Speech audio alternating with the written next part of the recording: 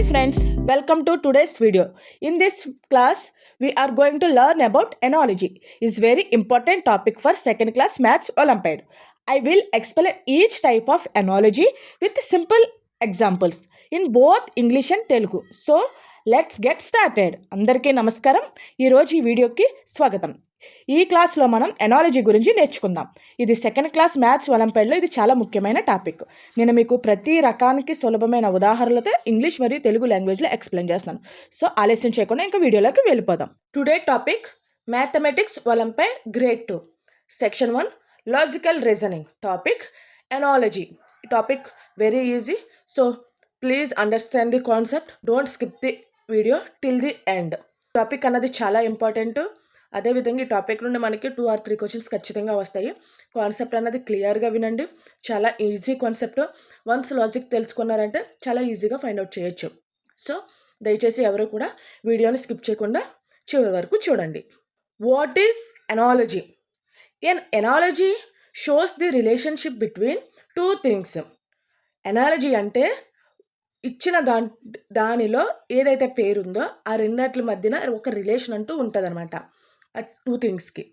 In an analogy questions the first pair has a certain relationship and you need to find the second pair with same relationship.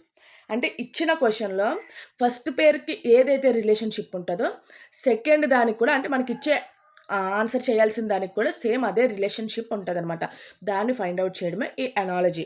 Analogy is nothing but మనకి ఒక 2 relations ఉంటాయండి. ఆ 2 రిలేషన్స్లో first దానికైతే ఏ relation apply అవుతుందో second దానికి కూడా అదే apply అవుతుంది. అంటే ఫస్ట్ దానికి లైక్ ఫాదర్ అండ్ మదర్ అలా రావచ్చు. అదే అప్లికేషన్ సెకండ్ రిలేషన్ కూడా అప్లై చేయాలన్నమాట. అసలు ఎనాలజీకి సంబంధించి స్ట్రక్చర్ ఎలా ఉంటుందో చూద్దాం. Structure of analogy. ఇక్కడ చూడండి, A:B. ఇది ఒక పేరు, అవునా? ఇది ఒక పేరు. ఇక్కడ ఏ రిలేషన్ అయితే వచ్చిందో దీనికి కూడా నెక్స్ట్ మనకి అదే రిలేషన్ వస్తుందని చెప్తున్నారన్నమాట. ఇప్పుడు A:B అంటే ఆల్ఫాబెట్ లెటర్స్. అంటే A:B ఒక రిలేషన్, అంటే C:2 నెక్స్ట్ లెటర్ ఏంటి మనకి D. అంటే ఇది ఒక పేరు అనమాట. అంటే ఫస్ట్ దానికి ఏదైతే అప్లై అయిందో సెకండ్ దానికి కూడా సేమ్ అదే అప్లై అవుతుంది. ఇక్కడ చూడండి, A is related to B in same way. Okay, find what relation to C in the same way. ఇలాగే మనకి క్వశ్చన్ ఇస్తారనమాట. ఏకి బికి మనకి హింట్ ఇచ్చేస్తారు. ఫస్ట్ రిలేషన్లో హింట్ ఇచ్చేస్తారు మనకు. సేమ్ ఏదైతే అక్కడ అప్లై అయిందో సెకండ్ రిలేషన్ దానికి కూడా సేమ్ అదే అప్లై అవుతుంది. దాన్ని మనం ఫైండ్ అవుట్ చేయాలన్నమాట. అదే ఎనాలజీ. అదే ఎనాలజీ. ఇది చాలా ఈజీ టాపిక్. సో క్లియర్గా మనం క్వశ్చన్ అర్థం చేసుకుంటే ఈజీగా ఫైండ్ అవుట్ చేసేవచ్చు. ఓకేనా? Types of analogy questions. మనకి ఈ ఎనాలజీలో చాలా టైప్స్ ఆఫ్ క్వశ్చన్స్ ఉంటాయి. అవి ఏంటో ఒక్కొక్కటి చూద్దాం. So don't skip the video till the end. This concept is very easy and confused. So please understand. Part and whole అంటే ఒక పార్ట్ ఇస్తాడు, దాని మొత్తం భాగం ఏంటో మనం ఫైండ్ అవుట్ చేయాలి. One things is a part of another. అంటే ఒక థింగ్లో ఒక దానిలో ఫుల్ ఇస్తాడు, తర్వాత పార్ట్ ఇస్తాడు. సేమ్ రిలేషన్ కూడా నెక్స్ట్ దానికి అప్లై చేయాలి. Look for what is the small part and what is the whole. అంటే చూసిన దాంట్లో ఏది స్మాల్ పార్ట్ ఏది మొత్తం పార్ట్ అబ్జర్వ్ చేయాలి. ఫర్ ఎగ్జాంపుల్ చూడండి, వీల్, కార్. వీల్ అంటే ఏంటి? మనకి చక్రం, అవునా? కారు యొక్క చక్రం. వీల్ అన్నది ఒక పార్ట్, కార్ అన్నది మొత్తం హోల్ అనమాట. లీఫ్ అన్నది ఒక పార్ట్, ట్రీ అన్నది హోల్. అర్థమైందా? అలాగే మనకి ఒక పార్ట్ ఇస్తాడు, దాన్ని మొత్తం హోల్కి సంబంధించింది ఇస్తాడు. సేమ్ ఈ 2 వాటికి ఏదైతే అప్లై అయిందో దీనికి అదే అప్లై అయింది. చూడండి, వీల్ అన్నది పార్ట్, లీఫ్ అన్నది పార్టే, కార్ అన్నది మొత్తం హోల్, మొత్తం దాని బాడీ మొత్తం అనమాట. ట్రీ అన్నది కూడా దానికి సంబంధించిన మొత్తం అంతా. ఓకేనా? ఈ విధంగా మనకి హింట్ ఇస్తాడు. దానికి సేమ్ ఏదైతే అప్లై చేసామో ఫస్ట్ దానికి సెకండ్ దానికి కూడా సేమ్ అదే రిలేషన్ అప్లై చేయాలి. ఫస్ట్ ఏంటి? Part and whole. అంటే పార్ట్ ఇస్తాడు, పార్ట్ అదే విధంగా హోల్కి సంబంధించి ఇస్తాడనమాట. వన్స్ ఆ కాన్సెప్ట్ అయిన తర్వాత మీరు పిల్లల్ని అడగండి, ఏమని, which one is the part, which one is the whole అని చెప్పేసి అట్లా క్వశ్చన్స్ అయితే వేయండి. వాళ్ళకి కూడా ఐడెంటిఫికేషన్ వస్తుంది. ఓకేనా? కాజ్ అండ్ ఎఫెక్ట్ అంటే ఏంటంటే వెదర్కి దానికి తగ్గ సీజన్కి సంబంధం అన్నమాట. Cause and effect concept. One thing cause another thing one thing ఏమో కాజ్ అవుతుంది, అనదర్ థింగ్ దాని ఎఫెక్ట్ అవుతుంది అనమాట. ఫర్ ఎగ్జాంపుల్ చూడండి, రైన్ అంటే వెట్, అంతే కదా. రైన్ అంటే ఏంటి మనకి వెట్. Sun hot. సన్ ఎప్పుడు మనకి సమ్మర్లో ఎప్పుడు కూడా మనకి హాట్గా ఉంటుంది.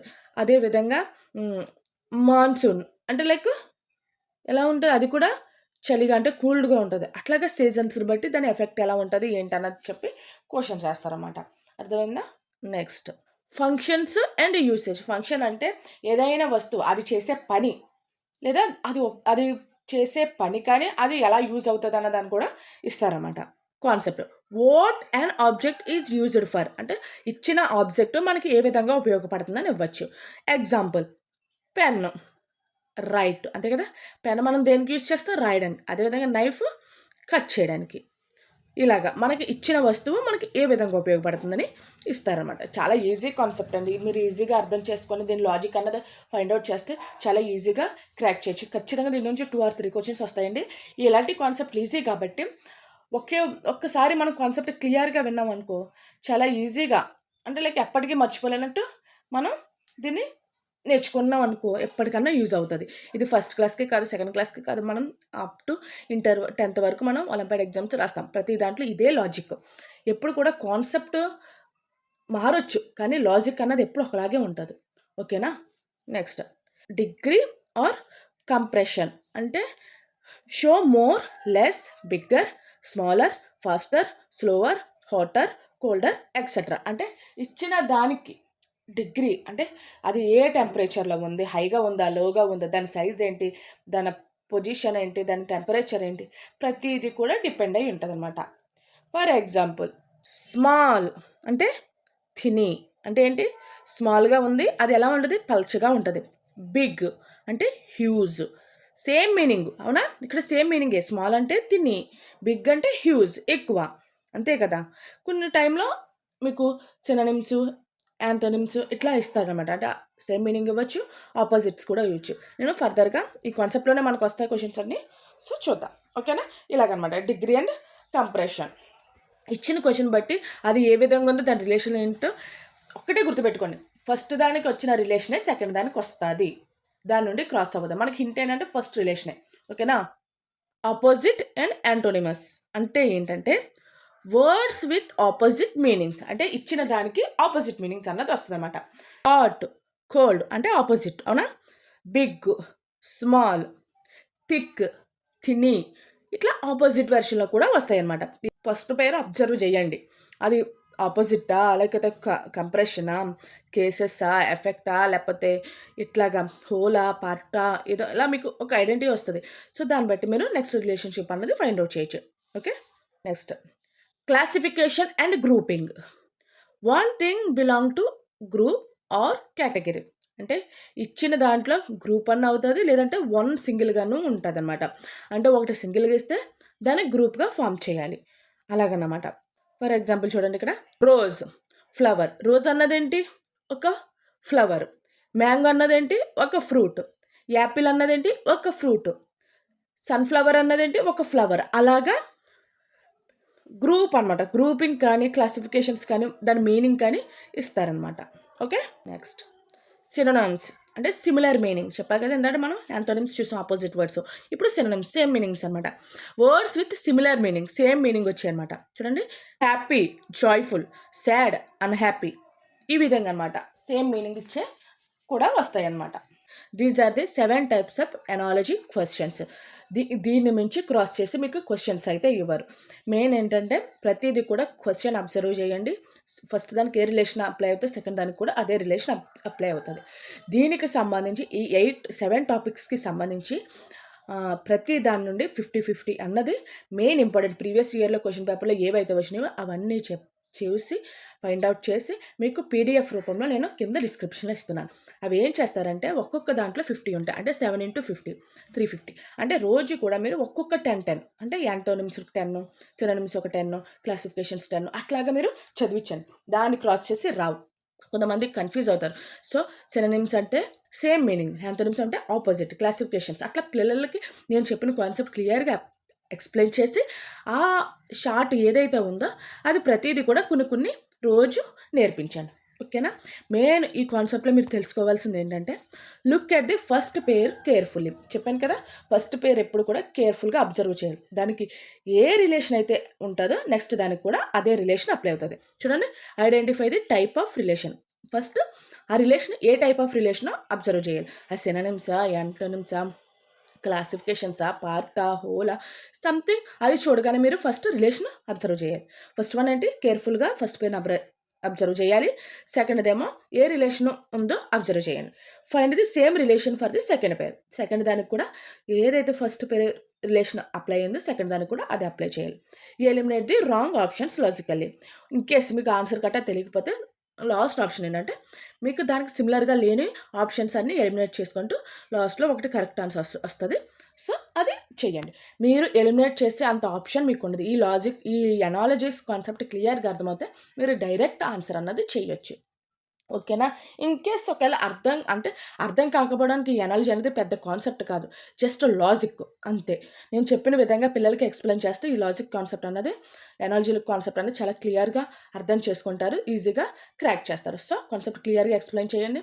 నేను చెప్పిన టిప్స్ అన్నీ ఫాలో అవ్వండి. నేను ఇచ్చిన చార్ట్లో ప్రతిదాన్ని రోజుకి ఒక 10 చదివించండి, దాన్ని క్రాస్ చేసి రావు. ఓకేనా. అండ్ వన్ మోర్ రిక్వెస్ట్ ఏంటంటే ఈ వీడియో మీకు ఎలా అనిపించిందో దయచేసి ఒక కామెంట్ కానీ లైక్ కానీ చేయండి. దానివల్ల మీకు ఇంకా ఎక్సైట్మెంట్తో మీకు ఇంకా ఏది నేర్పించాలని ఆలోచనతో నేను క్లాసెస్ అన్నది ప్రిపేర్ చేస్తాను. దేనికి రెస్పాండ్ అవ్వకుండా ఉంటే నాకు కూడా ఇంట్రెస్ట్ పోయిద్ది. సో అదొకటి మైండ్లో పెట్టుకొని మీకు నచ్చితే కనుక ఒక చిన్న లైక్, ఒక కామెంట్ అన్నది చేయండి. Okay. Now you know what analogy is and the different types with examples. Keep practice these questions daily for your Olympiad exam. If you like this video, don't forget to like, share and subscribe to my channel for more useful lessons. Thank you. చాలా బాగా నేర్చుకున్నారు కదండి ఈరోజు topic analogy కోసం with ఎగ్జాంపుల్స్తో. ప్రతిరోజు ఈ ప్రశ్నలు అన్నది ప్రాక్టీస్ చేయండి, ఒలింపియాడ్ ఎగ్జామ్కి చాలా ఉపయోగపడుతుంది. ఈ వీడియో కనుక మీకు నచ్చితే దయచేసి లైక్ చేయండి, షేర్ చేయండి, సబ్స్క్రైబ్ చేయండి. అదేవిధంగా మీ నైబర్స్ కానీ రిలేటివ్స్ కానీ ఎవరికైనా నీడ్ ఉంటే కనుక తప్పకుండా షేర్ చేయండి. Thank you.